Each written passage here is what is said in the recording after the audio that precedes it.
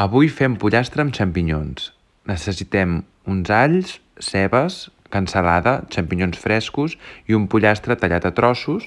Guardarem la carcassa i en farem un brou amb un porro. A part, fregirem la cansalada en una cassola i quan estigui feta la reservarem. I farem el mateix amb el pollastre. El fregirem, el daurarem per tots dos costats i quan estigui ben dauradet el reservarem també. A la mateixa cassola hi afegirem la ceba ben picada a foc fluix i anirem deixant que es faci. Quan estigui daurada hi afegim els xampinyons i l'all.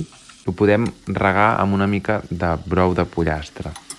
Quan tenim aquest sofregit ben fet, tornem el pollastre i la cansalada a la cassola, salem i ho cobrim amb el brou de pollastre. Deixarem que faci xup-xup uns 30 o 40 minutets. Tapat, després destapat perquè redueixi i bon profit!